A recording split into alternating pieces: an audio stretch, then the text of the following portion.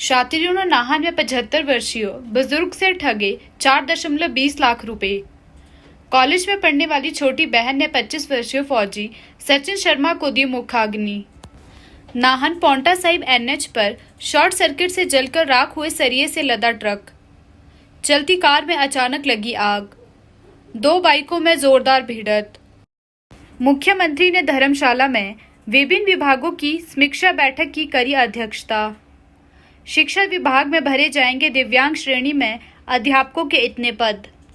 जिले सिरमौर के मुख्यालय नाहन में रामकुंडी में शातिरों ने एक बुजुर्ग व्यक्ति से लाखों रुपए ठग लिए। बता दें, पीड़ित बुजुर्ग रिटायर्ड हेडमास्टर है, जिनकी पहचान 75 वर्षीय चंद्र प्रकाश गौतम निवासी रामकुंडी नाहन जिला सिरमौर के रूप में हुई है। वहीं बुजुर्ग व्यक्ति ने पुलिस चौकी में शिकायत दर्ज करवाई है।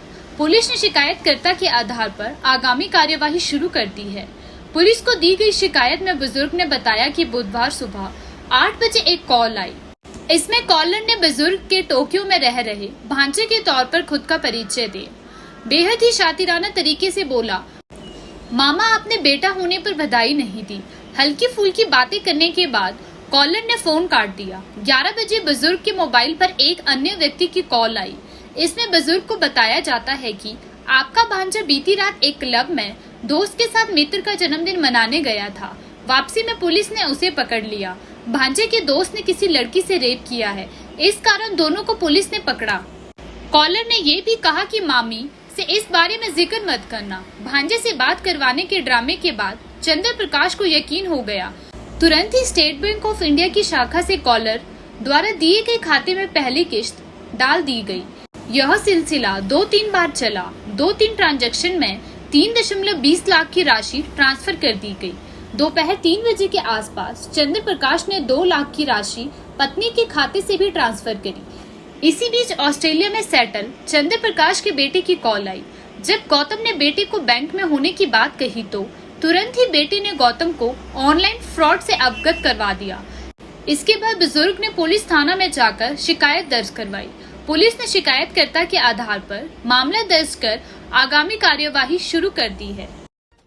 जिला सिरमौर के सराहा उपमंडल के सिरमौरी मंदिर पंचायत के नावल गांव के शमशान घाट पर 25 साल के फौजी सचिन शर्मा को कॉलेज में पढ़ने वाली उसकी छोटी बहन साक्षी शर्मा व चचेरे भाई ने मुखाग्नि दी। 1.5 महीने की नन्ही बच्ची ने पिता को खोया तो पत्नी नेहा शर्मा ने पति को।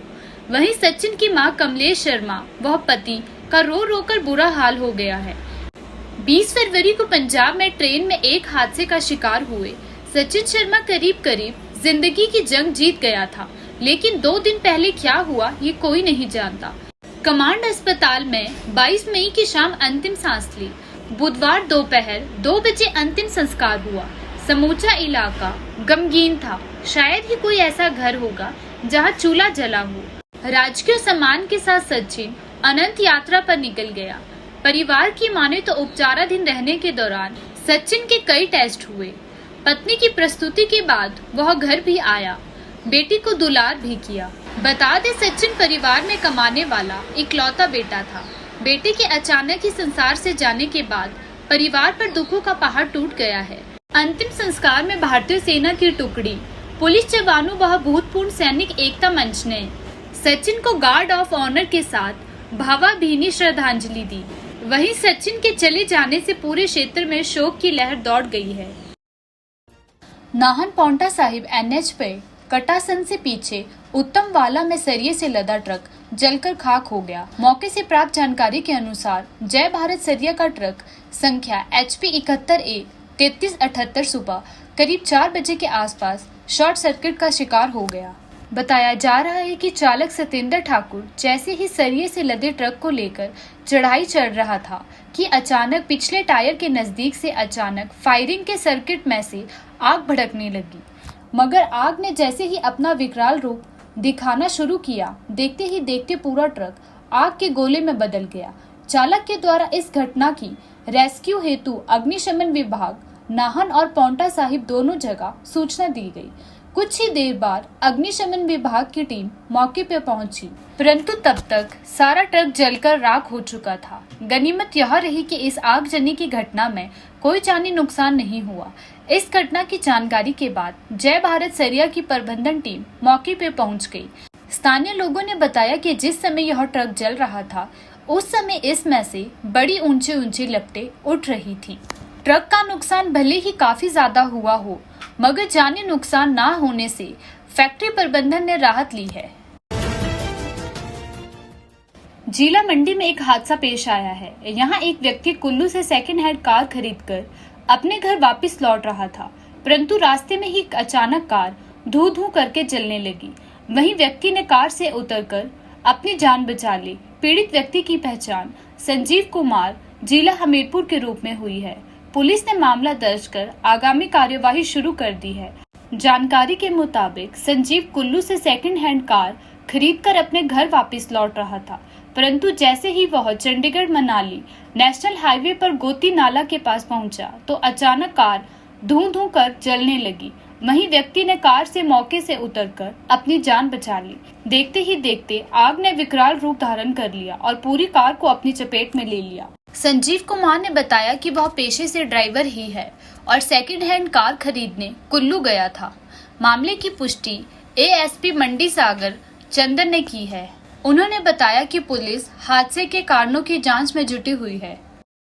जिला हमीरपुर के थाना क्षेत्र नादौन के अंतर्गत कांगू बाजार में दो बाइकों की जोरदार भिड़ंत हो गई। हादसे में 3 युवक जख्मी हुए हैं। स्थानीय लोगों द्वारा उन्हें हमीरपुर अस्पताल पहुंचाया गया, जहां एक युवक की गंभीर स्थिति को देखते हुए उसे पीजीआई चंडीगढ़ रेफर किया गया है। घायलों की पहचान अमित, दीक्षित और साहिल के रूप में हुई है। वहीं पुलिस ने मामला दर्ज कर आगामी कार्यवाही शुरू कर दी है। जानकारी के मुताबिक अमित अपने दोस्त दीक्षित के साथ बाइक पर सवार होकर कांगू की तरफ आ रहा था। इसी दौरान साहिल बाइक पर सवार होकर दूसरी तरफ से कांगू की ओर आ रहा था। बाजार में पहुंचते ही दोनों बाइकों के आमने सामने जोरदार भिड़ंत हुई। हादसे में तीनों जख्मी हो गए हैं। घटना के बाद स्थानीय लोगों द्वारा तीनों घायलों को अस्पताल पहुंचाया गया। वहीं सूचना मिलते ही पुलिस की टीम मौके पर पहुंची। मामले की पुष्टि चौकी प्रभारी धनेटा कुलवंत भारद्वाज ने की है। मुख्यमंत्री ठाकुर सुखविंदर सिंह सुक्खू ने धर्मशाला में दूसरे दिन विभिन्न विभागों के अधिकारियों के साथ मैराथन बैठकों की अध्यक्षता की और कांगड़ा जिला में विभिन्न विकासात्मक योजनाओं की समीक्षा की। उन्होंने अधिकारियों को सरकार की कल्याणकारी योजनाओं के बारे में समुचित प्रचार प्रसार करने के निर्देश दिए, ताकि इन योजनाओं से लोगों को लाभ मिल सके। उन्होंने कहा कि जो राशि विभिन्न कार्यों के लिए दी गई थी, लेकिन समयबद्ध व्यय नहीं की गई, उसे वापस उपायुक्त को भेजा जाए या स्थानीय विधायक की संस्तुति पर राशि का डायवर्जन भी किया जा सकता है।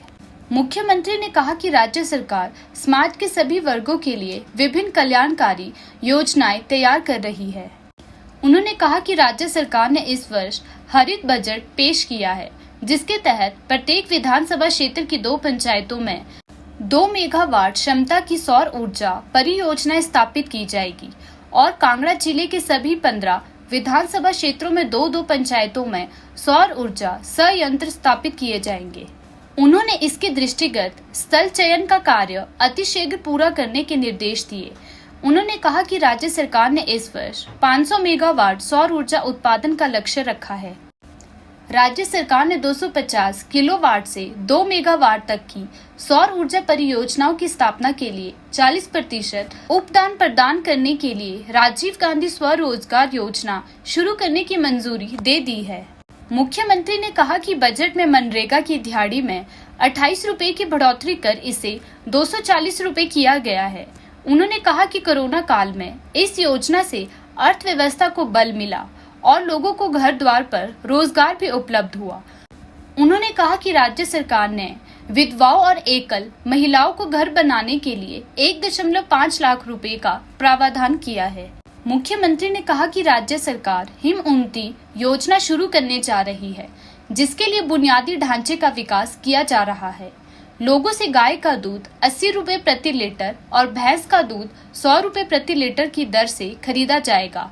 उन्होंने कहा कि राज्य सरकार ने बजट में इंदिरा गांधी महिला सम्मान निधि योजना के तहत प्रथम चरण में 18 वर्ष से अधिक आयु की 2.31 लाख महिलाओं को 1500 रुपये प्रति माह चरणबद्ध तरीके से पेंशन प्रदान करने का प्रावधान किया है। दिव्यांगजनों के लिए अध्यापकों के 5 पद अधिसूचित किए गए हैं, जिसमें शास्त्री के 3 तथा भाषा अध्यापक के 2 पद शामिल है। यह जानकारी प्राथमिक शिक्षा उप निदेशक ऊना देवेंद्र चंदेल ने दी। उन्होंने बताया कि शास्त्री के लिए दृष्टिबाधित श्रेणी में अनारक्षित वर्ग के लिए 1 और अनारक्षित वर्ग की ऑर्थो श्रेणी में 2 पद भरे जाएंगे। इसके अलावा भाषा अध्यापक के लिए दृष्टिबाधित श्रेणी में अनारक्षित वर्ग के लिए 1 और अनारक्षित वर्ग की ऑर्थो श्रेणी में 1 पद भरा जाना है। उन्होंने बताया कि इन पदों के लिए शैक्षणिक योग्यता पूर्ण करने वाले अभ्यर्थी 29 मई से पूर्व अपने दस्तावेज उप निर्देशक प्रारंभिक शिक्षा के कार्यालय में जमा करवा सकते हैं। उन्होंने बताया कि किसी भी अभ्यर्थी का पुराना मेडिकल प्रमाण पत्र मान्य नहीं होगा। उन्होंने बताया कि किसी भी प्रकार की जानकारी के लिए कार्यालय के दूरभाष नंबर 01975223586 पर संपर्क कर सकते हैं।